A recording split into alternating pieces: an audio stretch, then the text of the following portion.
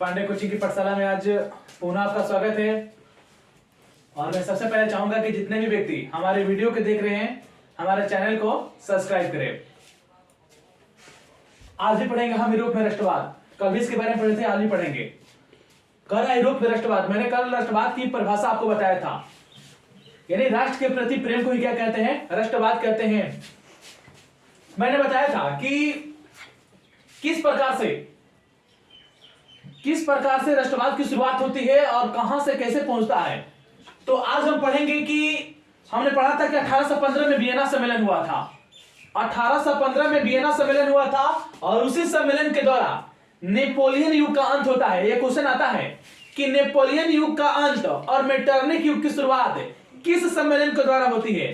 तो उसका अर्थ, इसका उत्तर यही होगा कि 1815 का जो वियना सम्मेलन हुआ था उस सम्मेलन के द्वारा नेपोलियन युग का अंत होता है और मेटरनिक युग का शुरुआत होता है।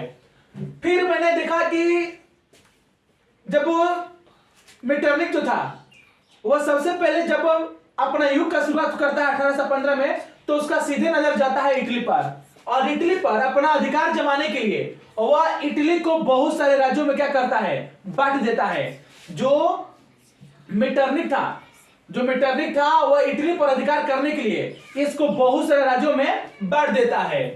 तो उसी का दो राज्य है सिसिली और नेपल्स।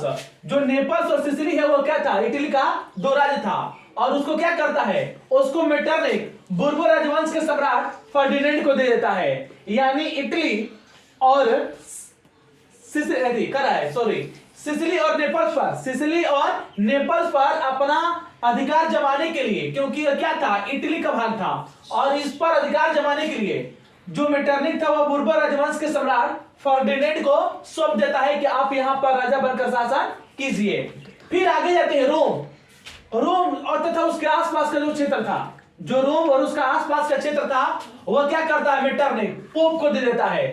जो रोम और उसके आसपास का क्षेत्र होता है उसको मेटरनिक किसको देता है, पोप को सौंप देता है। फिर लोम्बार्डी और जो वेनेशिया था, ये एक छोटा सा स्थान था। इस स्थान पर भी क्या होता है, धीरे धीरे ऑस्ट्रिया का क्या होता है, प्रभुत्व कायम हो जाता है। यानी पूरी तरह से इटली के आसपास के क्षेत्रों पर धीरे धीरे ऑस्ट्रिया के चांसलर मेटरनिक का अधिकार हो जाता है। यानी एक के बाद एक जो मेटरनिक जो था वो चाहता था कि कहीं भी जहां मैं शासन करूं वहां पर राष्ट्रवाद की विकास ना हो, वहां पर राष्ट्रवाद की भावना ना जगे।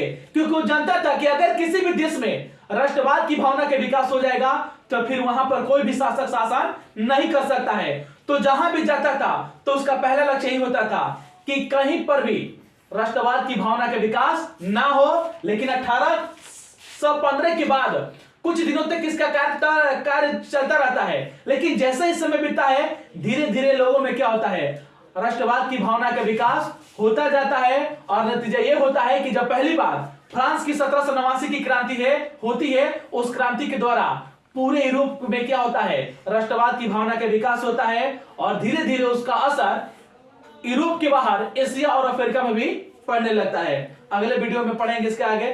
तब तक के लिए धन्यवाद।